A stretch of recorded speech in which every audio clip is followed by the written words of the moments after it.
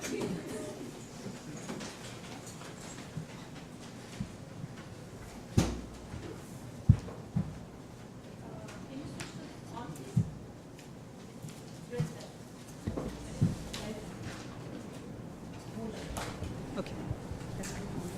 So, good morning, everyone.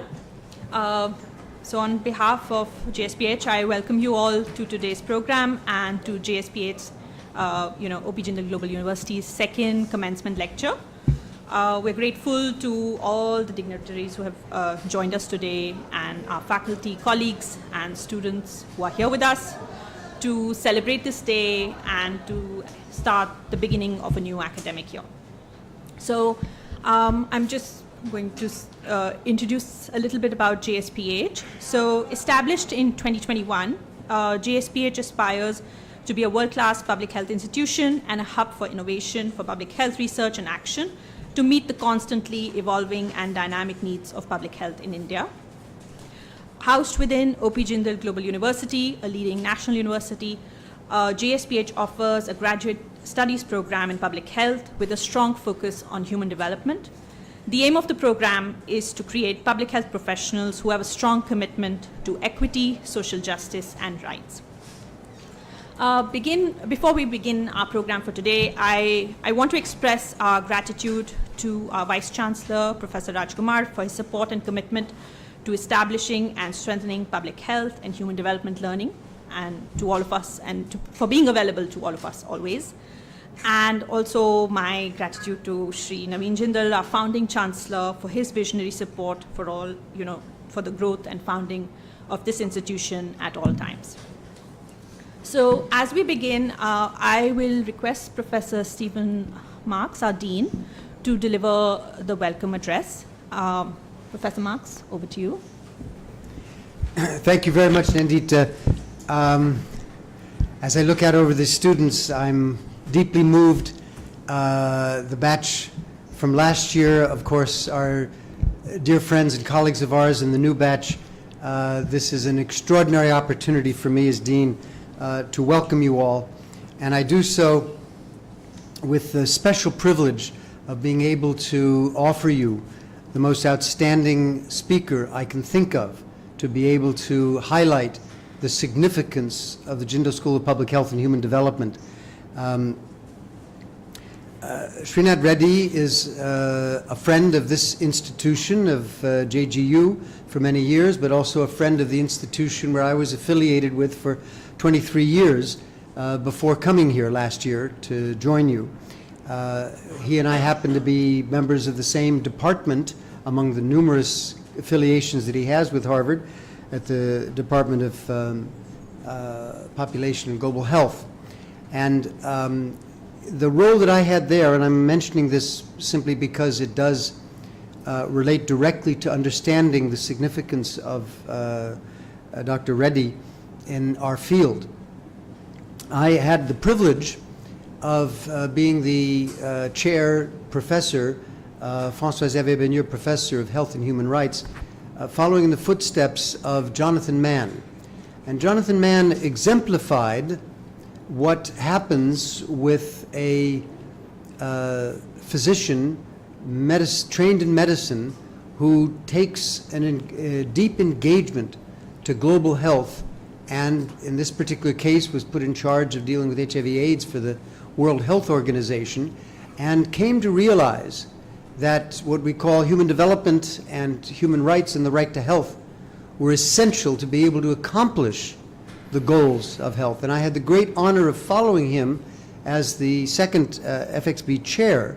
But I'm mentioning that because few people in the world exemplify as well that ideal of coming from the field of medicine, understanding deeply, in this case, cardiology, and embracing the concept of a human right to health and the concept of the relationship between achieving public health objectives and in the context of human development and the Sustainable Development Goals. So we have an extraordinary privilege today of hearing from Dr. Reddy. There's another dimension of his career that is very significant for us. He is the founding president of the Public Health Foundation of India, a leader in this area. And the Public Health Foundation of India also is engaged in not only in promoting public health through research, but also through education. And it has established 5 institutes of public health. And I've always felt, and I think we would all agree, that whatever the Public Health Foundation of India is doing, thanks to the leadership of Dr. Reddy in teaching public health, these will never be competitors for us. They will always be partners for us. That whatever is done in the school of, through the Public Health Foundation of India, we look up to. We draw on them for inspiration of what can be done, and we make ourselves available to them to be able to work together to enhance the public health education objectives of this university and of India in general. So we are partners together, and with that, I have a great privilege in asking our registrar, Sridhar Patnaik, to make some comments before our speaker is formally introduced by Vice Dean Nitesh Bansal. So now I will ask Sridhar Patnaik to take the floor. Thank you. Thank you so much, Steve. First of all, a warm good morning to our distinguished speaker, Professor Srinath Reddy, and all our dear students and faculty members. My heartfelt congratulations to the Dean and everybody present here for the consecutive commencement of the second academic year of the School of Public Health and Human Development, which was set up last year as we were coming out of the COVID pandemic. And it is indeed a timely establishment for various reasons, but one of the most important reasons which I would like to bring to the fore, and it is also important for each one of you to know, because when you join this university, this is not a medical school, or this is even not a school which is offering natural sciences or any other allied disciplines, but nonetheless we are fully committed to offering interdisciplinary education, which is not only our enshrined objectives as a global university, but it's also very much in consonance with the institution of eminence objectives, and that's a distinct recognition which we obtained in 2020. So therefore, I for one would like to believe that if you were to be good public health professionals, it's very important that you not only know about your disciplines, but even to have an understanding of social sciences and humanities and their intersection with your field of work, because that's going to give you not only a nuanced understanding, but surely it will make you more compassionate towards your fellow human beings and the society at large, and that's what the purpose of a university as well. In addition to that, I would also like to mention one more important point.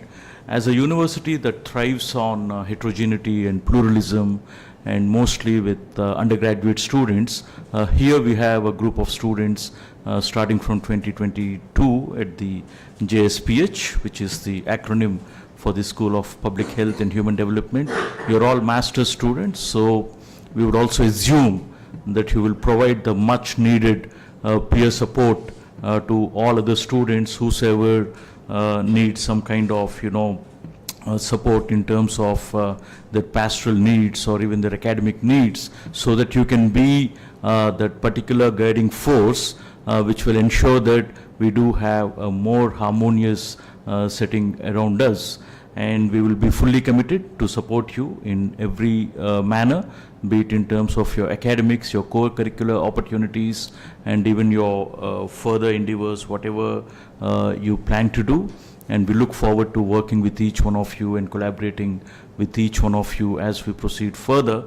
And on this particular note, I not only thank the Dean for having given me this opportunity, I also wish to bring the greetings of the Vice Chancellor to each one of you who could not join us, unfortunately, but we are so very privileged that we have with us somebody like Dr. Srinath Reddy, who has agreed to deliver the commencement lecture this morning, and as Professor Stephen Marks rightly remarked, has been a great friend of the university and has been guiding us and participating in our activities ever since. And this is one more opportunity, a more opportune setting wherein his lecture is part of the 2023 academic commencement activities of the School of Public Health and Human Development. On this particular note, I thank the speaker and I welcome each one of you to the school, and I wish you the very best in your academic endeavors. Thank you so much.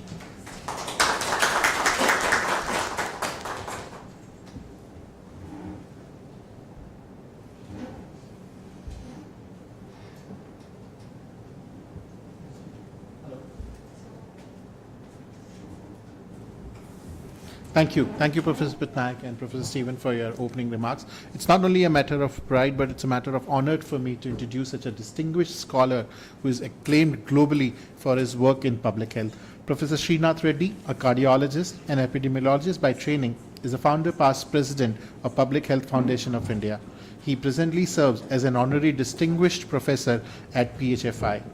Under his leadership, PHFI established 5 Indian institutes of public health to advance multidisciplinary education and research for multi-sectorial application. Professor Reddy was the first Bernard Lawn Visiting Professor of Global Cardiovascular Health at Harvard and is presently an adjunct professor at Harvard, Emory, Sydney, and Pennsylvania universities. He is the first Indian to be elected as an international member of US National Academy of Medicine. He was the president of World Heart Foundation and is co-chair of Health Thematic Group of United Nations Sustainable Development Solution Network. He chaired the high-level expert group of universal health coverage constituted by the Planning Commission of India. He is also a member of Global Panel on Agriculture and Food System for Nutrition. He has served on several expert panels of World Health Organization, Indian and international scientific agencies. He is an advisor on health to state government of Odisha and Andhra Pradesh with a cabinet rank. Professor Reddy has about 575 scientific publications in peer-reviewed Indian and international journals. He has published a book, Make Health in India Reaching a Billion Plus. His second book, Pulse to Planet, Long Life of Human Health, will be released in September later this year. Among the several honors received by him, prominent ones are WHO Director General's Award and the Luther Sterry Medal of American Cancer Association for outstanding contribution to the global tobacco control, and Queen Elizabeth Medal for health promotion, and the Padma Bhushan, the prestigious civilian award confirmed by the President of India. Please put your hands together to welcome Professor Srinath Reddy.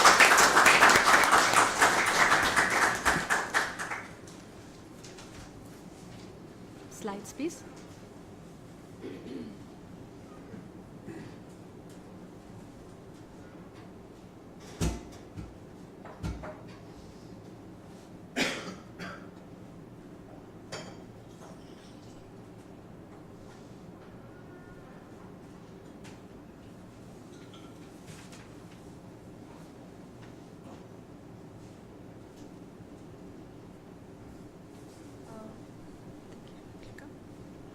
There is a clicker. Yeah. Yeah. So do I start? Yes, please.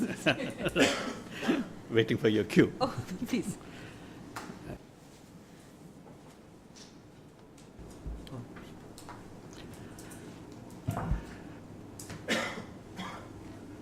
Dignitaries assembled here from O.P. Jindal University's leadership, faculty, and students, dear friends. It's indeed a great honor to be here as a commencement speaker. Commencement speeches are usually meant to be very exhortational and inspirational. I'm not sure whether I'll be able to manage to do that. I would have actually preferred to have a conversation with you, but maybe that'll be another time. But since commencement talks are supposed to be formal affairs, let me go ahead by delivering a talk, but then I'll open myself to your grilling as much as you would like to. Basically, as has been stated in the introduction, I started my life, professional life, as a physician and a cardiologist, and having worked in that capacity in the All India Institute of Medical Sciences for several years, but alongside also conducting research as an epidemiologist and a fair amount of advocacy as a person who nurtured a passion for public health, I moved into the broader arena of public health as a matter of my own personal choice when I still had about 10 years of service left at the All India Institute of Medical Sciences. Many of my colleagues in cardiology and clinical medicine wondered why. They thought I was mad. That's a diagnosis still not off the table. But nevertheless, there were specific reasons which guided me on that path. But even now, after I demitted office as the founder president of the Public Health Foundation of India after 16 years, I'm asked by several people whom I meet, what is public health? What exactly do you do in public health? So I thought it's useful for me to open with that question at a commencement talk when people have come in with some idea of what public health means, but also a certain degree of anxiety and hesitancy as to what the career path might be and what kind of a societal role they might play. Often that anxiety is instilled by parents and friends, but nevertheless I think it's useful to grow in your own convictions that you have actually made the right choice. So that will be my attempt to try and reinforce that level of confidence. So health is one of the most undervalued resources, both at the personal level and at the societal level. People do not really bother much about health unless they suffer a serious illness or an injury, and they again forget about it once they've had relief.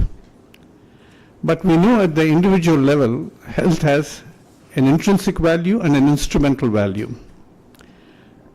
At the intrinsic value lies in well-being, self-care, functionality, cognition, sexual and reproductive functions, ability to participate in leisure time activities, enjoyment of culture, social interaction with family and friends. By the way, you don't have to take notes. The slides will be available. Please feel free.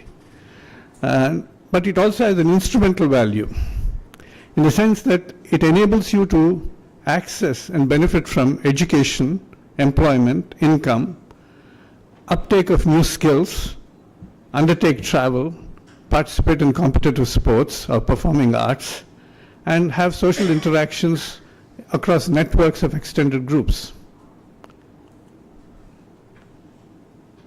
At the level of the individual health, it has often been debated, and particularly in recent times, whether health is a right.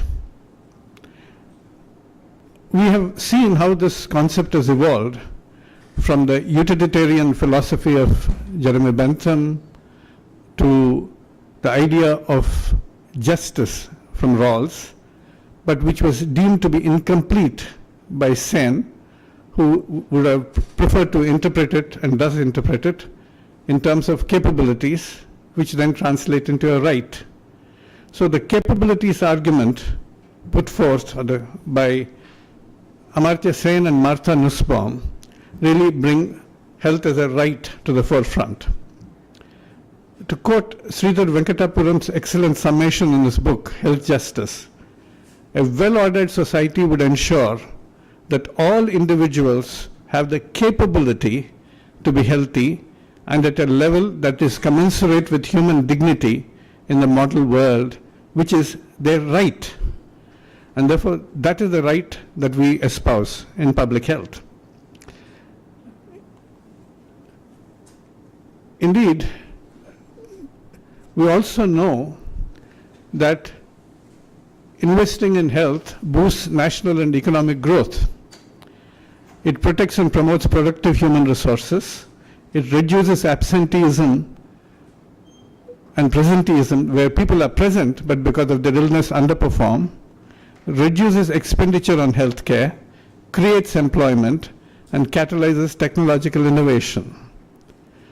Whereas we have seen how quite often health was seen, particularly because of some of the misconstrued interpretations by some of the leading economists of the 20th century, that health is not such a productive investment, it's more of a social obligation, because it cannot compete with investments in industry, agriculture, or the service sectors in terms of spurring economic growth.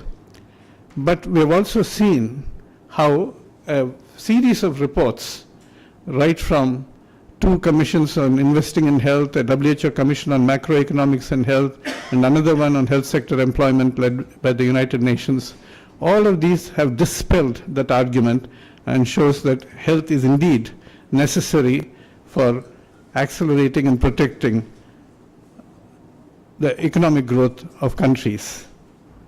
And if we needed any further persuasion, COVID-19 showed us how public health failures are the banana skins on which national and global economies will keep slipping.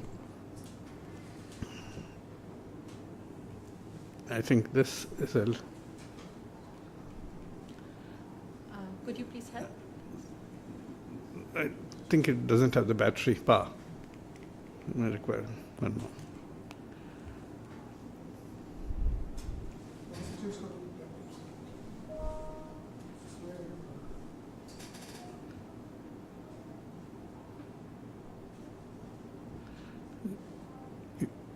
You want me to say next? Or how do you want me to go?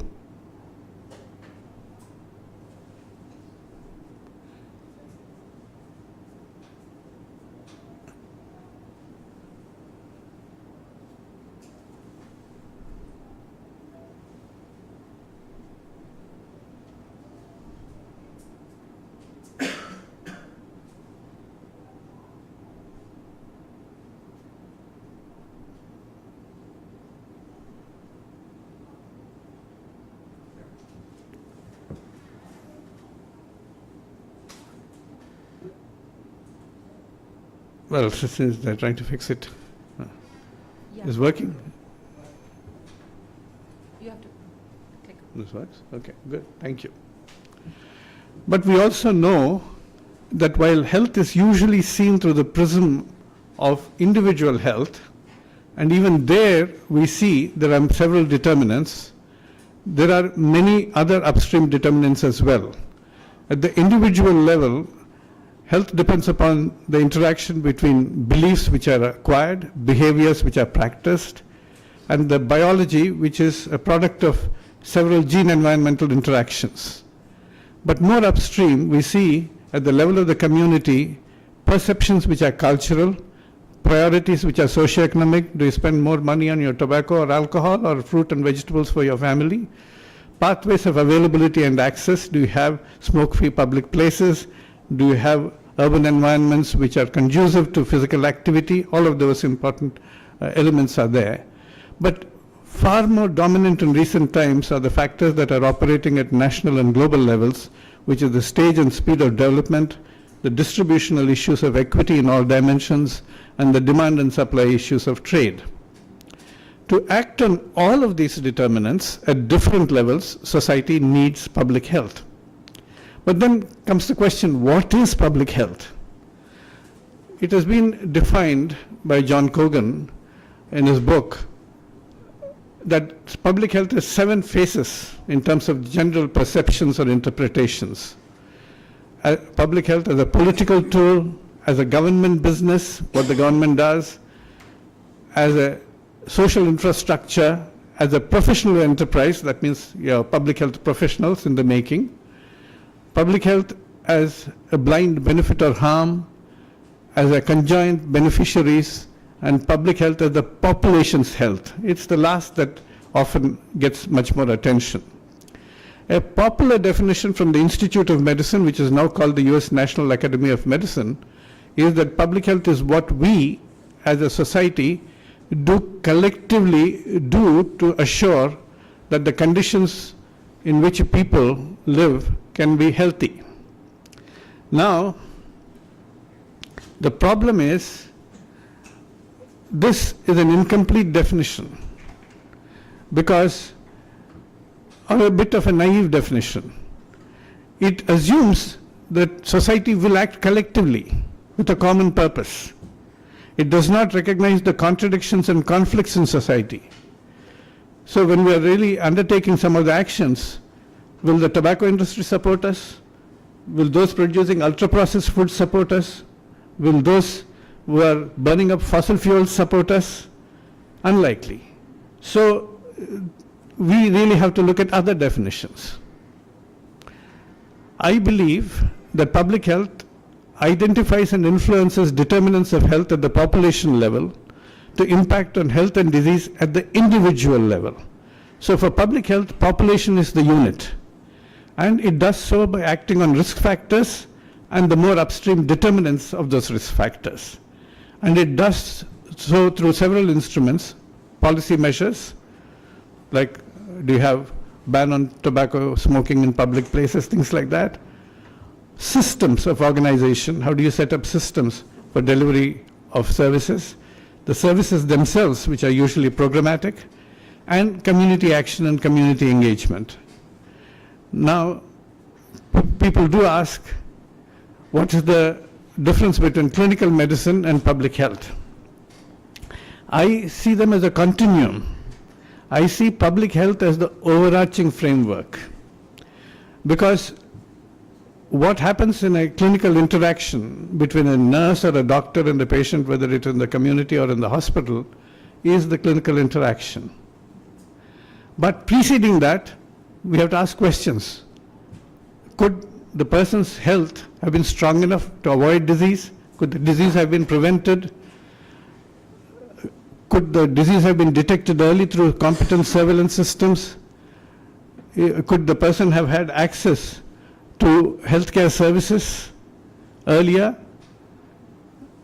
But at the same time, after the person leaves the area of the clinical interface, what are the referral and follow-up services? How do we prevent the recurrence or spread of disease? Are there affordable therapies available, whether medicines or even nutrition? Are community support services organized? So that all of that comes under the domain of public health. Even in the clinical interface, where the patient meets the doctor or nurse, are the facilities well organized? Are the doctors and nurses available, well trained, well motivated, well equipped? All of those systems organization also comes into the domain of public health. Now, when we really look at, as I said, what are really driving our efforts to improve people's health, we have often focused on the health system, the various building blocks of the health system which WHO identifies. That is workforce, infrastructure, drugs, vaccines and technologies, financing for health, information systems, governance. These are the so-called WHO building blocks. They forgot about people initially, but now they're bringing in the community. But there are also upstream social, environmental, and commercial determinants of health and nutrition. Those that operate at the societal level, like water, sanitation, food system, environment, social stability, development. And those that operate at the personal level, but are also socially determined, like income, education, occupation, social status, gender, social networks. But whether we are discussing elements of the health system, or the other determinants that are driving some of the risk factors and risk behaviors, it is ultimately the political and economic system that is underlying which is going to determine the nature of our choices. And therefore, we have to really look at the engines of health equity as being three mainly in nature. First is universal health coverage, which offers financial protection for health services with an assurance of provision.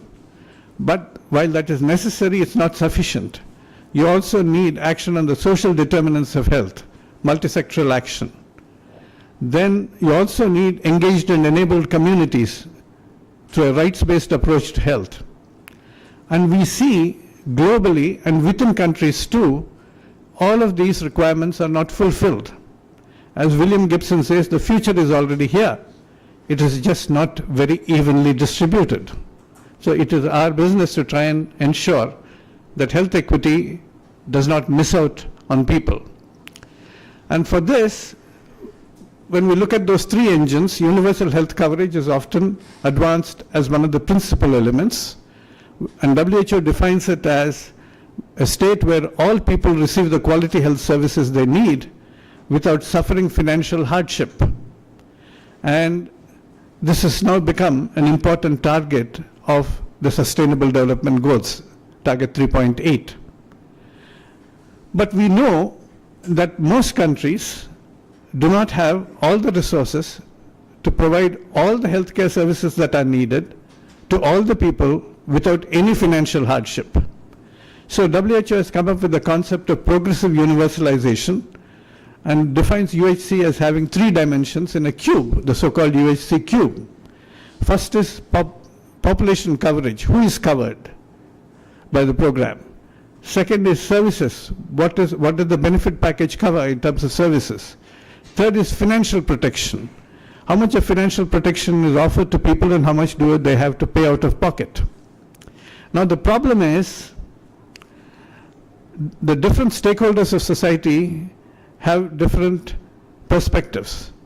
The politicians would like to see a broader population coverage, perhaps because of the noble motive of promoting equity, perhaps also because they believe more the number of voters who are satisfied, the better it is for their electoral prospects. But they do not mind if the actual program is shallow in coverage. But the clinicians worry about the depth of coverage and the nature of services which are included. They say my patient deserves the best, whether it is cochlear implant or cancer chemotherapy or cardiac transplantation, my patient deserves the best, why not? Whereas the people who hold the purse strings in the finance ministries, planning commission, or even in the health ministries will say, how much will the inclusion of this particular component protect people from suffering severe financial hardship, will prevent them from sinking into poverty, and at the same time ensure fiscal prudence so that whatever is being spent on health doesn't bust the overall budget.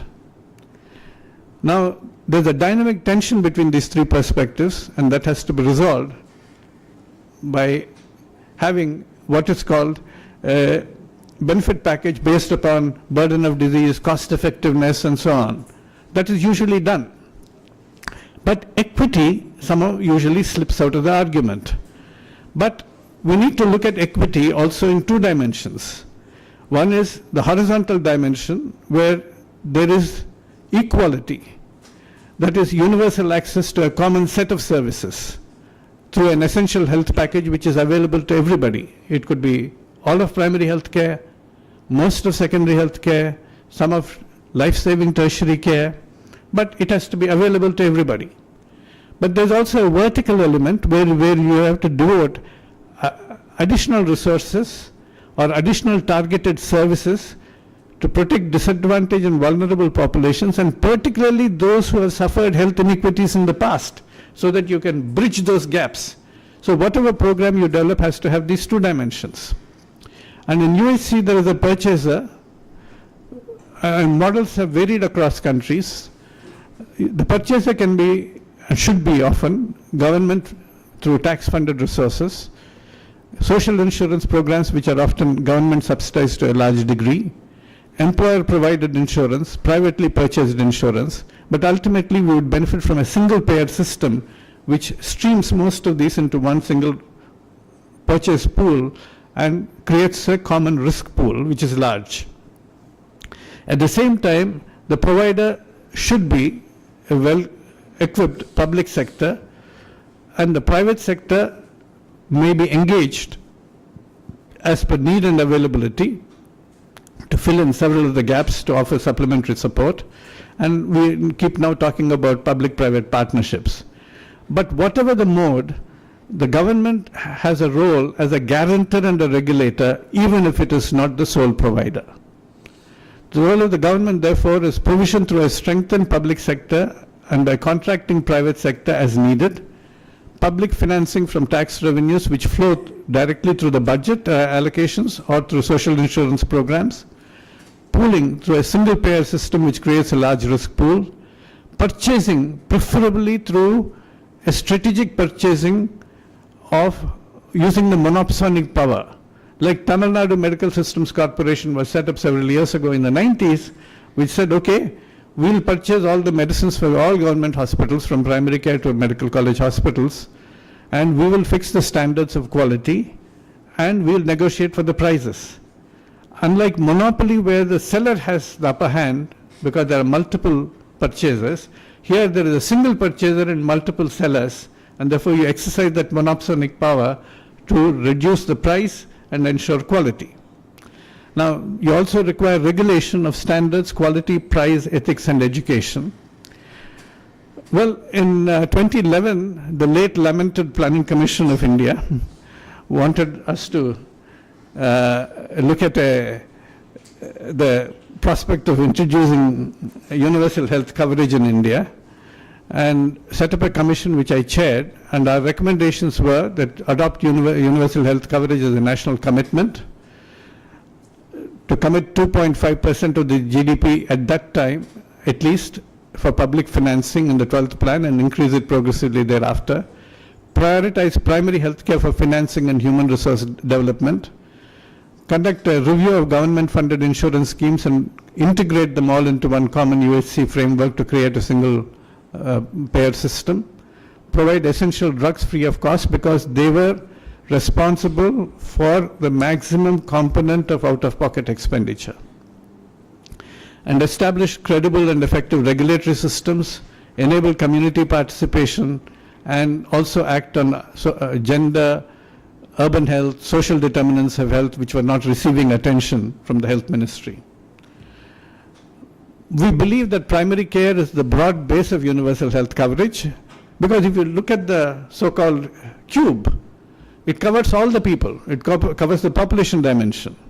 It offers the broadest array of services and is the most cost optimizing type of care. And it connects closely with the community. So to revitalize primary health care services, we suggested that we must invest more in rural and urban primary health services, strengthen sub-centers with technology-enabled non-physician healthcare providers, the ASHAs and ANMs and others, convert static facilities into nearer-to-home outreach facilities, improve physical and IT connectivity between the various components of primary health care, sub-centers, PHCs and CHCs, and also strengthen district hospitals, improve referral and follow-up systems, promote integrated care through networks of providers, enhance community participation and monitoring. Now in Ayushman Bharat, there are several of these elements that have come up. Now, previously it was only very selective primary health care. Now they're talking about comprehensive primary health care, meeting all other needs. They also are talking about Pradhan Mantri Jan Arogya Yojana, providing financial relief to vulnerable sections of the population for hospitalization at secondary and tertiary care levels. But unfortunately, these are somewhat disconnected elements, and we are not seeing universal health care really evolving in a very cohesive fashion. And of course, now we are also seeing the health infrastructure mission and the digital health mission coming up as the other two elements of Ayushman Bharat. If we utilize all of them well, we can actually create a system of universal health coverage. But I see universal health coverage as only a part of our effort to provide health assurance to the society. If you look at it as three concentric circles, innermost is health financing, which is principally tax derived, but supported by social insurance and other insurance schemes. The second circle, that provides financial protection. But in order to deliver upon those entitlements, you need a competent health system.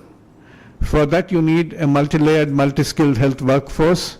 You need health management information systems. You need infrastructure. You need community engagement. You need drugs, vaccines, and technologies. And you need good governance. But even that will provide you UHC, but not necessarily health in all of its dimensions. For that health assurance, you have to act on the social determinants of health, both at the population level and at the individual level. And we now know, when we look at the 17 goals of SDG, that health and nutrition are linked to all the other SDGs and bidirectionally in most cases. Even if you look at economic growth accelerates population health and improves population health. And population health protects and accelerates economic growth. At the individual level, poverty pitchforks people into ill health, and illness sinks people into poverty. We also know that economic growth alone is not sufficient. We also know the level of equity in society matters. And this comes from excellent analysis by a number of people. But Kate Prickett and Richard Wilkinson really spell it out very well in their book Spirit Level, where they say mortality is related more closely to relative income within countries than to differences in absolute income between them, within countries. That's why when you compare Japan and United States of America, you see that United States has lower life expectancy and fares poorly on several social indicators compared to Japan. In fact, it's worst among the OECD countries in life expectancy. Therefore, what happens is that national mortality rates tend to be lowest in countries that have smaller income differences and thus have lower levels of relative deprivation. So equity matters. And we see this not merely in the way health manifests in adults or even in children, but across generations. If you look at what happens when a mother is undernourished in pregnancy and or a child is undernourished during early period of childhood, that can have profound impact on chronic disease risk in early adulthood and later on. And this has been proved by a number of studies all over the world, including our own study in New Delhi. So this has. But then it's not just one or two generations that are affected. If the pregnant mother who is undernourished is bearing a female fetus, and that female fetus has oocytes or eggs in her own ovaries, epigenetically, not only is the fetus affected, but her oocytes are also affected. So it's not just the unborn child, the child yet to be born, that's affected, but the child yet to be conceived who is affected. And Tawney, R.H. Tawney, who was a British economist of the 1920s and 30s, he was actually what is called a Christian socialist, but a remarkable economist. In his book Equality says that equality of opportunity, which Rawls and others talked about, is decorous drapery. What's the point of talking about equality of opportunity when you didn't have an equal start? So he says what is required is not only an open road, but an equal start. That's what is required. So that is as far as UHC and other elements are concerned. But we are now also looking at some of the elements that are threatening us, like climate change.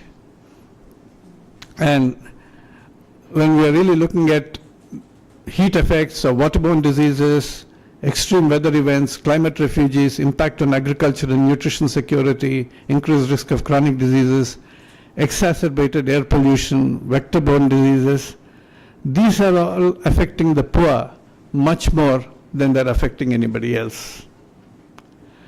And we also recognize that we have to look at the impact. I'm only taking a couple of examples. For example, what happens in terms of climate change too, or in terms of food and health and nutrition. When we talk about importance of nutrition, it's not just what is being fed or some nutrition guidelines of what should be eaten or what should not be eaten, we recognize there is a huge complexity there. We look at the growth of food, which is agricultural production, food supply issues. We look at food transformation and retail. We look at food demand and food marketing issues. And all of that impact ultimately on so-called consumer choices. But then, when we try and intervene in that with market interventions, then the industry comes back and says, no, we don't want a nanny state. We don't want people telling us what to do. People should have their choice. They should be able to exercise their independent choice of what to eat, what to drink. But then we recognize that choice can either be conscious, conditioned, or constrained. Conscious based on the right information or the wrong information.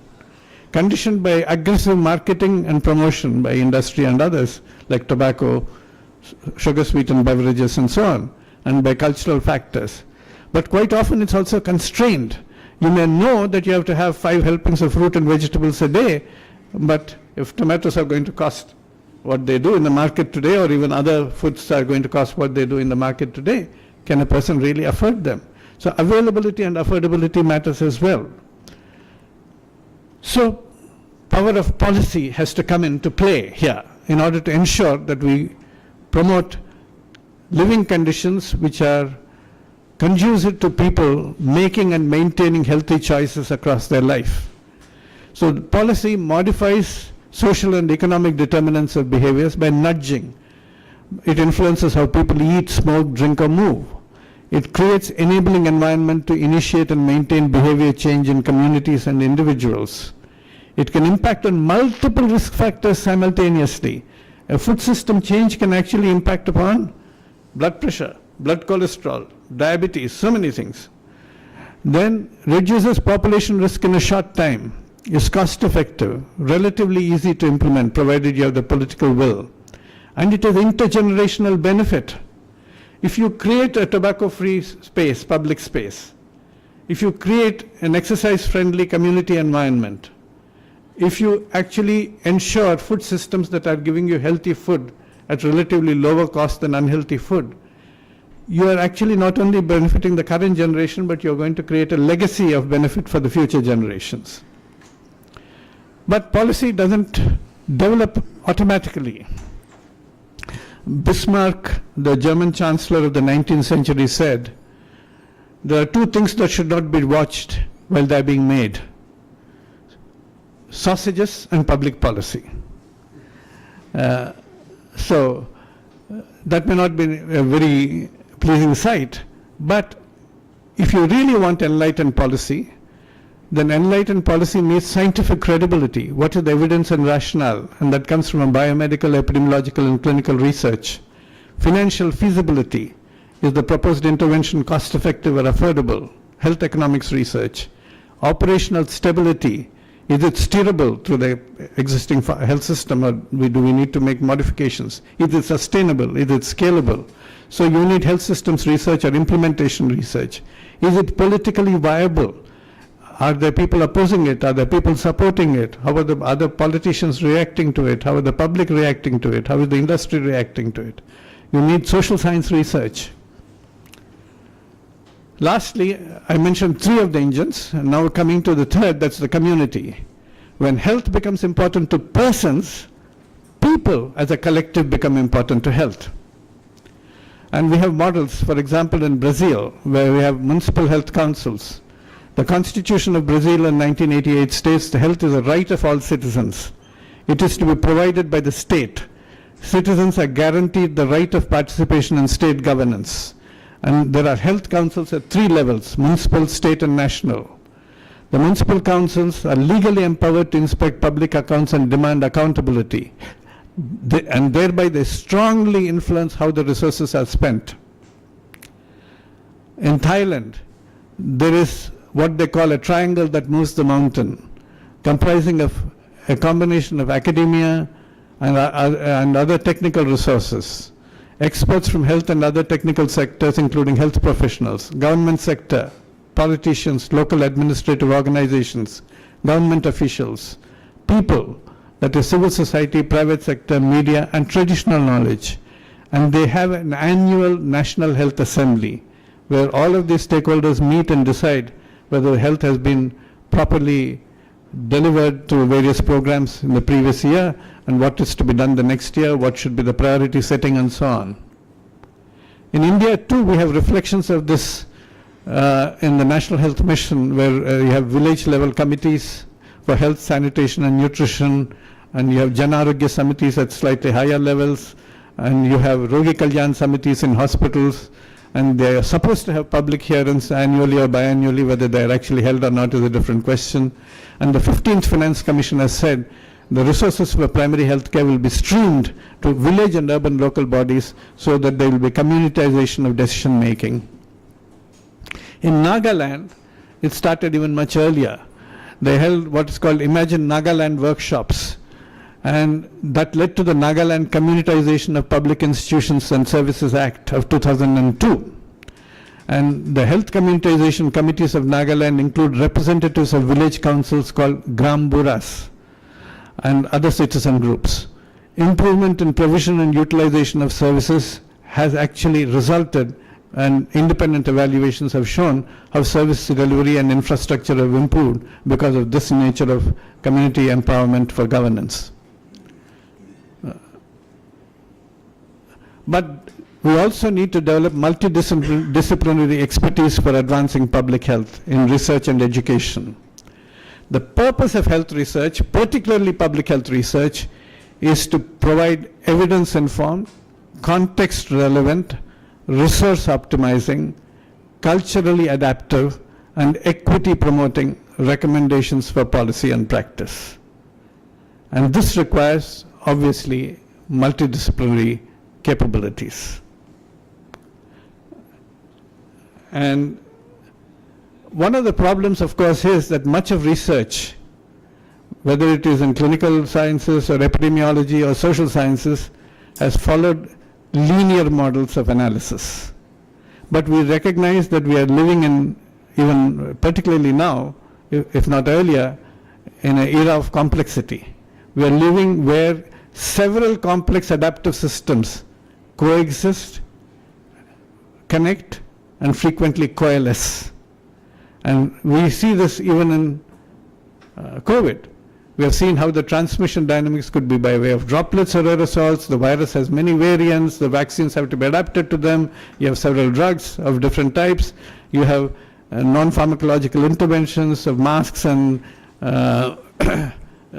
physical distancing and so on. You have behaviors which are variable across individuals as well as groups.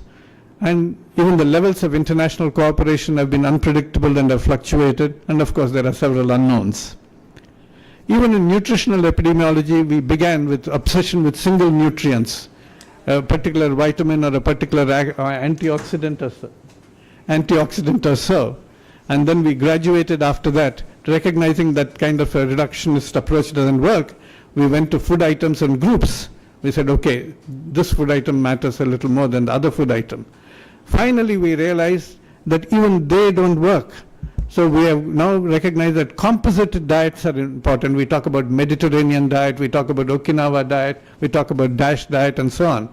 But all of that comes from dietary diversity, which means you need to have crop diversity.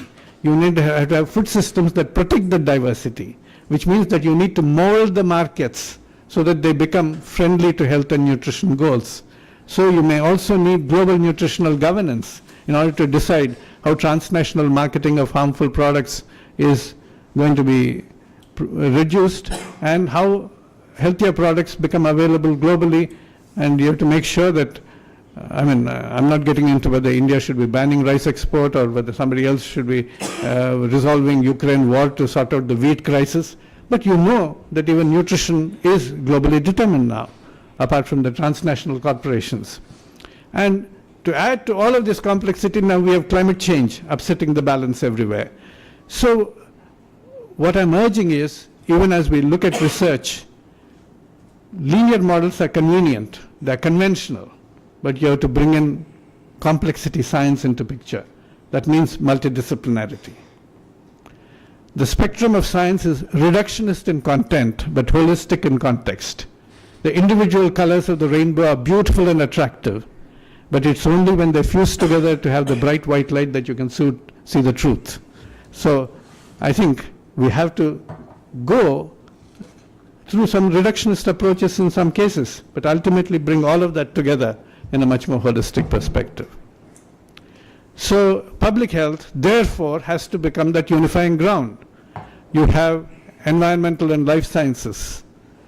You have epidemiology and allied sciences, particularly quantitative sciences. You have humanities and social sciences.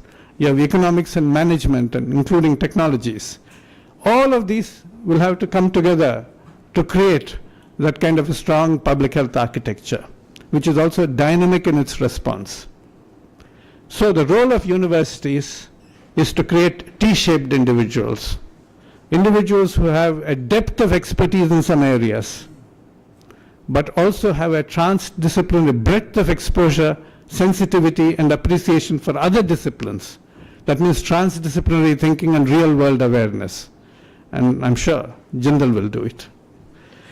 Rudolf Virchow, one of my great idols from the 19th century, he was a pathologist of great eminence who described what's called the Virchow's triad of thrombosis and so on, which is still relevant.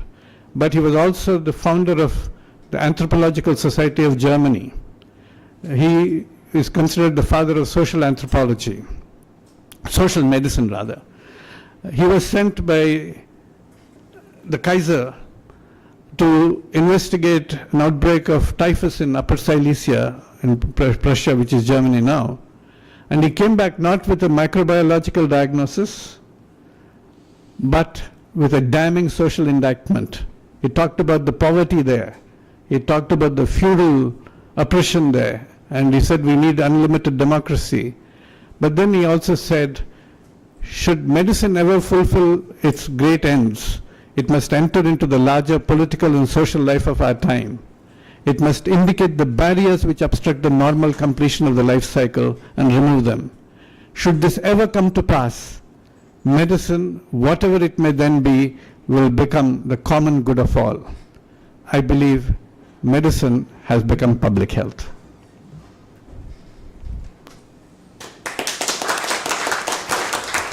So as Simone Weil says, attention is the rarest and purest form of generosity. Thank you very much for your gracious invitation and for your generous attention. Thank you. Thank you so much, Professor Reddy. This was, I think you were being very, very humble when you said this is a very, very inspiring talk for our students as they are embarking on a new academic year. You obviously have a wealth of experience, but also you're a wonderful teacher, because I could see our students almost take notes as you were speaking. And thank you for inspiring us and for being here with us today. I'm going to request Professor Rajkumar, our Vice Chancellor, who's joined us. We're very, very thrilled to see him. And thank you. Thank you. Well, I just caught up towards the end. And thank you so much, Professor Reddy, for being here and inspiring our students. In fact, for some of you who may not know, but he was the one who inspired us to even set up the public health school, but also inaugurated the school, and so delighted that he's here at the commencement lecture. My role is just to welcome all our students who have joined the Jindal School of Public Health, the new batch of the MA in Public Health who have joined us, the MPH program. I actually was in Delhi at another event that we are hosting on digital public infrastructure under our G20 center, and as some of you know, now we have 12 schools, and we have a couple of institutes. So we have 14 commencement lectures to be conducted over 3 days, and I am present in all of them. So I am juggling between events, but it's so wonderful to see all of you. I also want to mention, in fact, towards the end, when what I heard Professor Reddy speaking is so critical to our university, which is that we have taken enormous efforts to make everything that we do in this institution so much interdisciplinary. So you, as students of the Masters in Public Health program, you have opportunities, and it's also integrated with your curriculum to some extent. to take courses in our law school, in our business school, in our international affairs school, in our public policy school, in our environment and sustainability school, in our art and architecture school. And so that aspect of interdisciplinarity is deeply woven into our institutional culture. And I know that the last batch of students were immensely benefited by them taking courses in other schools, and I'm sure this will be the case for you as well. It was also quite unique for us as a university to start a public health school without a medical school.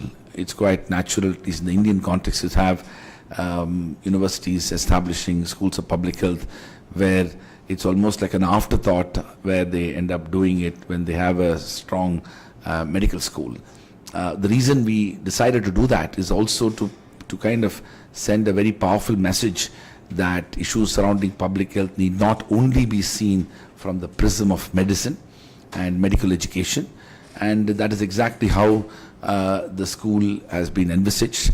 We're very fortunate that Professor Stephen Marks, who spent a good part of his life at the Harvard T.H. Chan School of Public Health, his own work is also in the intersection of rights and development. Many aspects of his work resonates with what the final typology that Professor Reddy had suggested, how humanities, social sciences, and other aspects of epidemiology should interconnect. And that's exactly what we are hoping to achieve in the school. It's a relatively small school, and it's the newest school of the university, but we want to recognize the fact that this school is probably one of the most important and influential decisions we have taken in building the school, and I'm very confident that as we grow from strength to strength, we will have enormous opportunities to make a greater impact. All I can say for the students of the public health school is that do connect with your relatively senior students after having done undergraduate education and maybe even worked before joining the school. I hope that you will get connected with students who have come from different parts of India and around the world who are on campus. Being a residential campus means that you have a lot more time to do many more things, and I hope you will get the benefit of those opportunities which are available for you on campus. I also want to extend a warm welcome to all our faculty members, including the ones who have come back, but also the new faculty members who have joined us. We are indeed beginning this semester in very exciting times in terms of opportunities, what as a university can do, but also very troubling times both in India and around the world, where many challenges to both democracy and rule of law is visible. And that's why our role as a university becomes even more important. So my best wishes to all of you, and I look forward to meeting you again separately as students of public health. So thank you very much. Thank you, Nitesh and the faculty members, for putting together the class, and I also want to take this opportunity to thank our admission staff, including Upasana and his team and her team, for ensuring that we have a good class of MPH students. Thank you, Professor Reddy, for coming back and inspiring us. We need to do more with the Public Health Foundation of India and also the work that Dr. Reddy is doing, not just in India but also around the world. And I can only hope that our students can also join hands with your colleagues and your centers and institutes, so that what we are trying to do here can potentially be integrated with some of the things that you're already doing. So thank you very much. Thank you, Professor Rajkumar. May I request you to also, thank Professor Reddy through a small token from our side. Professor Marks, if you may, you can also join.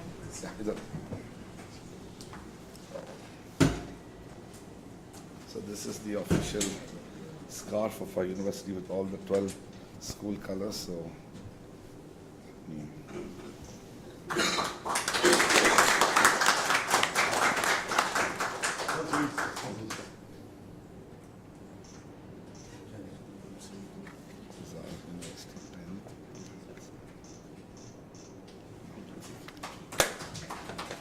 Thank you so much, sir. Some of our students may want to actually interact with Professor Reddy. I know we are running short of time, but I'll be happy to do that. Okay, so we would like maybe perhaps 10 to 15 minutes at most. So if anybody has any questions, thoughts, please do ask. And okay, I see Atul. You want to start? Yes. Hello everyone, and thank you for this amazing session, sir. I believe through these slides there's this one thing that stood out to me, and that we've also been learning since last semester is UHC. Talking about that, I would like to draw this question, and it talks about in this current context of donor-driven health agendas, leading to verticalization of disease efforts, how to implement holistic care interventions. So that's my one question, and if you have time, I'll ask another one. Sure. One of the biggest problems was the abandonment of comprehensive primary health care, which was the principal commitment at Alma Ata in 1978 for selective primary care, which was because of donor-driven programs. And that has cost us a lot. And even subsequently, we have seen that, I'll not name the donors, but when somebody says that you have to deliver X, and we have this great technology which will save so many lives, you also recognize that unless you have a well-functioning health system, you will not be able to deliver those available services, those available technologies to the intended beneficiaries. We have seen that happen repeatedly. And we also recognize that unless you address several elements of the population health needs together, you fragment the health system. You segment the population by age. You can't say, I'll only look after 0 to 5 years of age and then go to reproductive health age of women and forget everybody else between 5 upwards and adolescent health and everything else. You don't see the continuum there. So that has cost us a lot, and that realization has come in. I think even the donors are beginning to step back a bit, though there are powerful donors with lots of money who can actually push their agendas. But I think the commitment to building a more broad-based health system is there.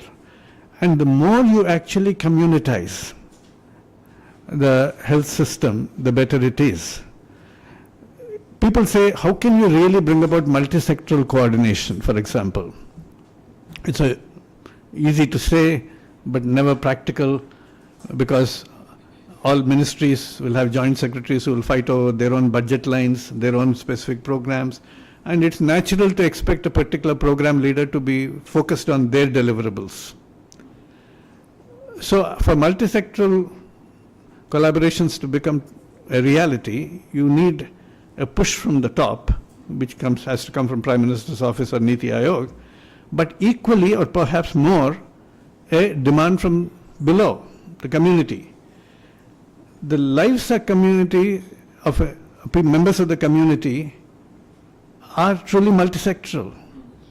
They live health in various dimensions of various members of the family, from the infant to the grandfather.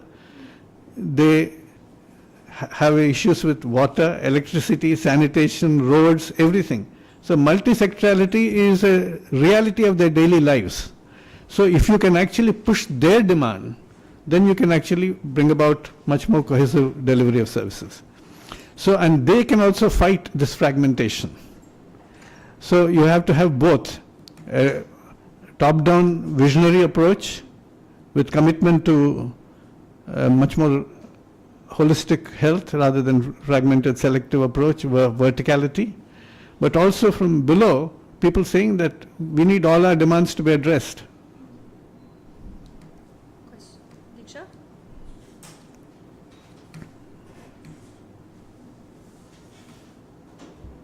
Hello, sir. So my question is that looking at the scenario of the social sector in current political scene, the ownership and control that government has, like the FCRA banks and stuff. It's safe to say that the social sector is shrinking or is danger, or what do you see the future? Okay, when you said FCRA, I was about to say, ouch. Okay, right. Okay, fine. Anyway, basically, I think there's a big challenge. There is a centralization of power, center wielding much more power than the states, whereas health has to be much more state-led. And of course, also now we are seeing a much greater marginalization of civil society organizations. So that's a danger, definitely. But I think we'll have to firstly bring in the power of public voices into this debate, for policies to be examined from the point of view of what the public wants, and also get the delivery much more steered through state level agencies rather than through central agencies.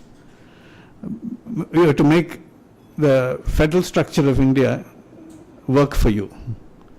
And there, the Finance Commission's allocation of primary healthcare resources to local bodies can provide us an opportunity. I'm not saying it's going to happen immediately. How do you know that the local bodies, the municipality and the panchayat, are they going to be making the right decisions? Are they equipped to decide on what the right priorities are? But we have to work with them and say, okay, this is what probably you need, and get a community also to articulate those needs. So it's a difficult period, but I think we still have to work from grassroots democracy.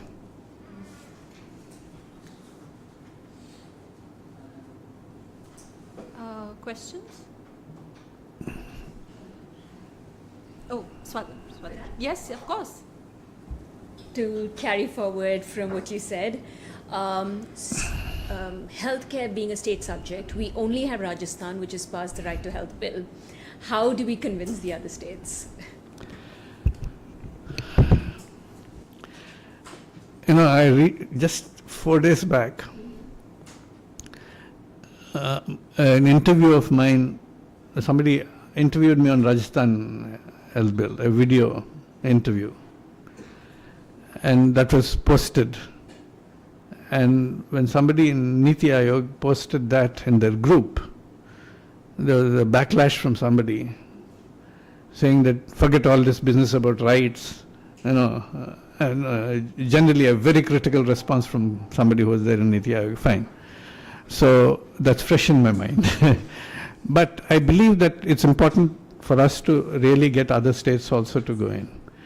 If we can actually move health into the electoral agenda, that's the critical element. A very difficult affair, very difficult affair.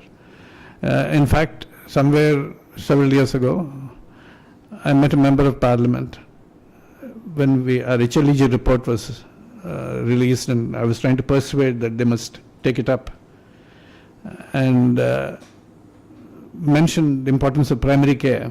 The question I got back was, will primary care win us votes? Yeah. So now everybody is jumping up now. Yeah. See, when Rajshekhar Reddy introduced the Arogyashri, other states jumped up and said this won him the election. Now you have to really bring the popularity of primary care also as an electoral issue. So that's the only way to do it. Yes, Safrina. I have a question. You were mentioning about the communitizing the health system. How will you manage the resource, human resources, infrastructure? Well, as far as the human resources in health are concerned, we need an augmentation of human resources across all levels. But where are we likely to get the initial gain in a relatively short time frame? And even over a longer period, what is the maximal gain that we can get from an investment? That's primary care and mostly technology-enabled non-physician healthcare providers. I think our primary care need not be fully doctor-centric. Of course, you will require some doctors, but everything does not need to be done by a doctor. We know that. There's enough global evidence, national evidence for that. So if you actually now double the number of your ASHAs and ANMs with suitable training, you'll be able to achieve a lot more right now.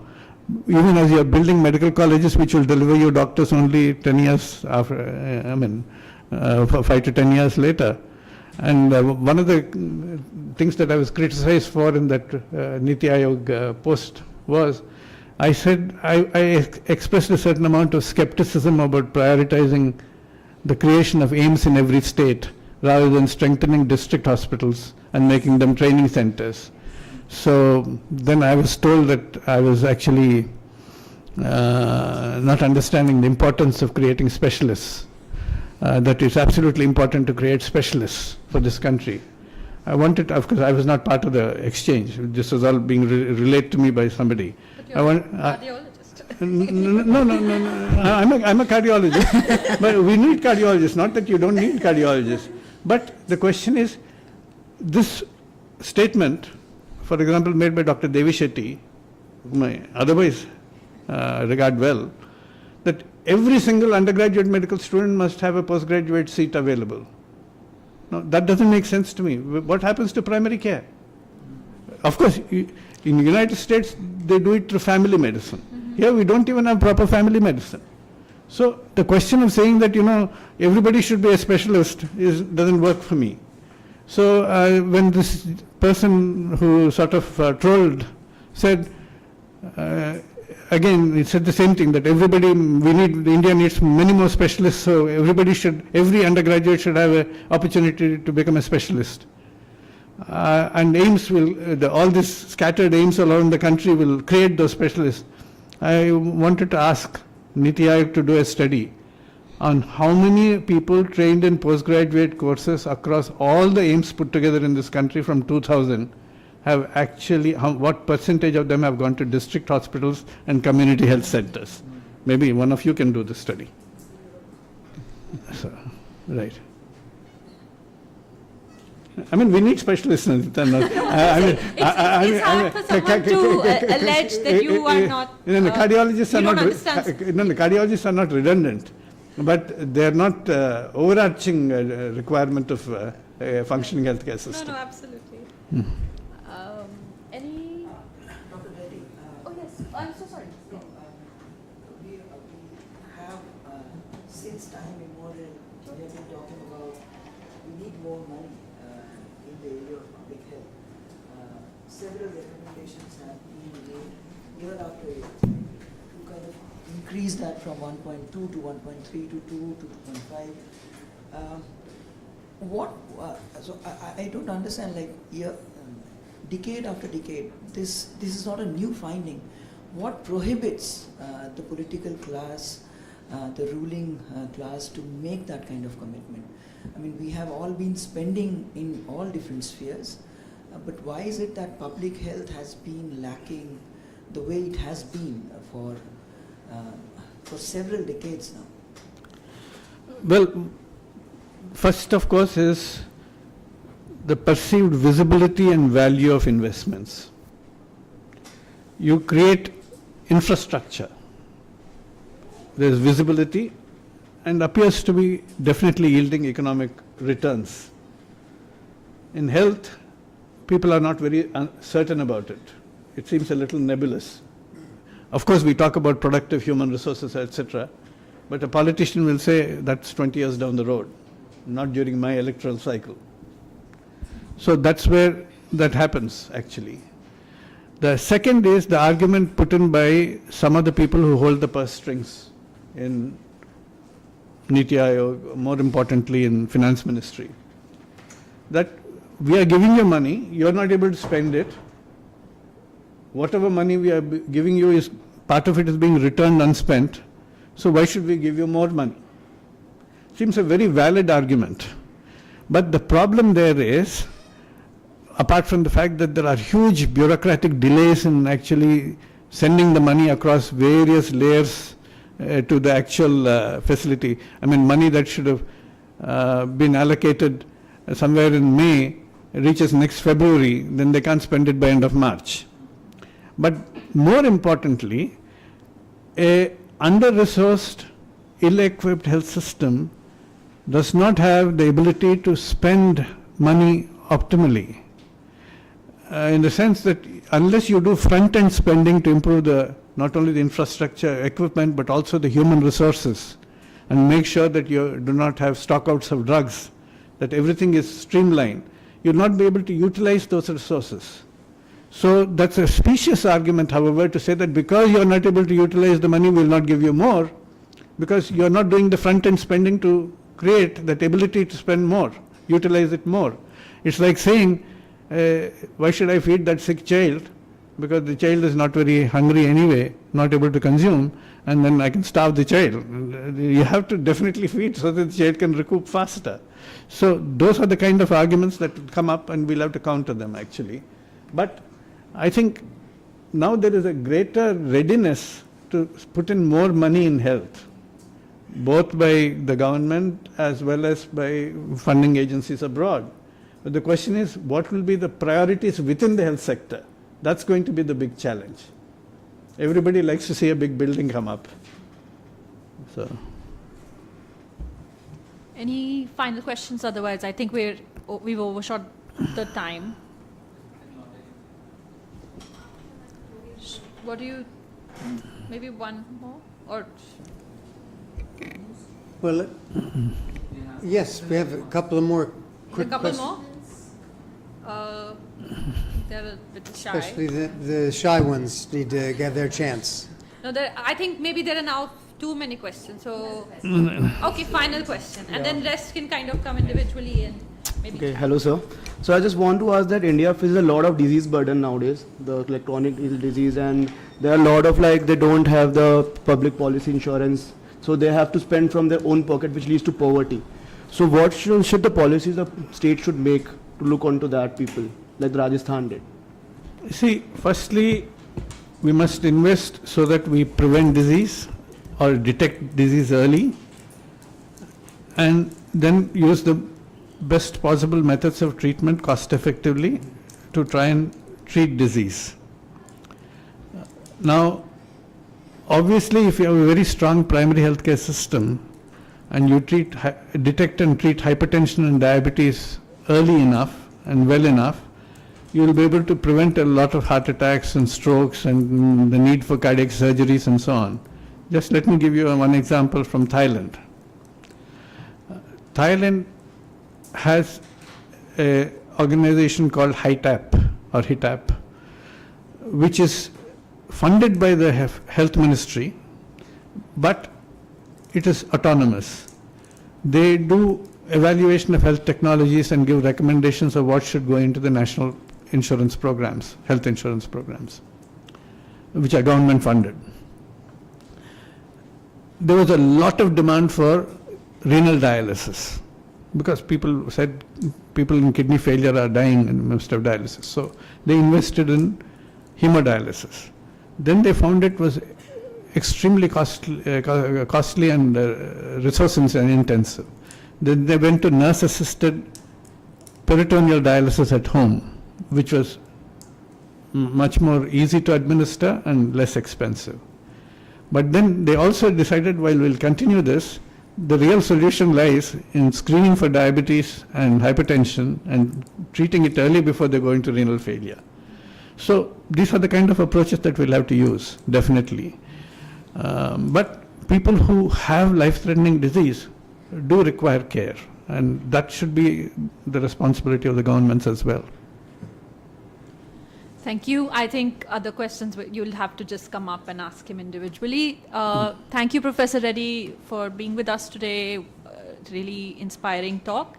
And we hope to find ways of bringing you back to campus and find ways to engage with you in more ways in the future. Thank you so much. Professor Marks, if you have any final remarks, and then I just want to once again welcome all of the students back, welcome the faculty back, and welcome our dear friend, Dr. Reddy, who I think has presented such a broad agenda that I think it reinforces the commitment of all of us to public health in this broad understanding, and we're extremely grateful to you. So now we're going to end this session and see you all in class for a wonderful semester that lies ahead. And thanks to our Dean Nandita for moderating this session. Thank you. Done? Yes. All right, thank you. Mr. Rao is here. He will. So now we go on a campus tour. In case. Can we do? I don't know if it's possible. Picture, a group picture with the students. Picture.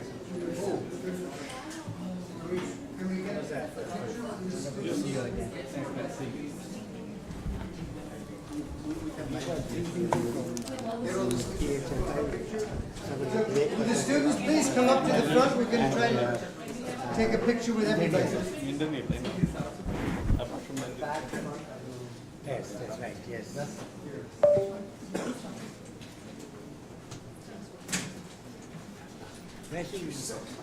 Where do you want to take? We'll take a picture. Because he has to go. Yeah. Let's come, let's get a picture.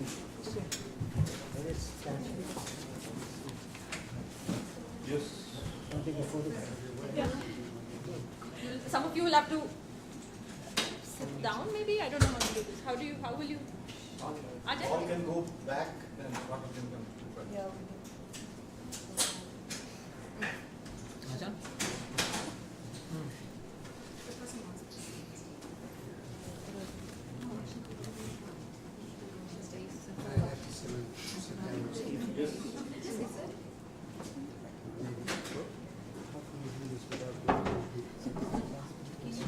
Here we go. All right, here we go.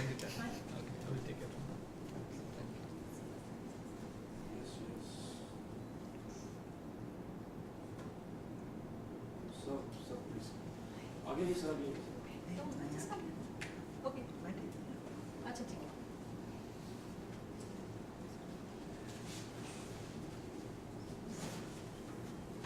Yes. Thanks. He's trying to ensure both horizontal and vertical equity. That's exactly. Thank you. Thank you. Okay. Your first year or second? Second is second. Chalo. All right.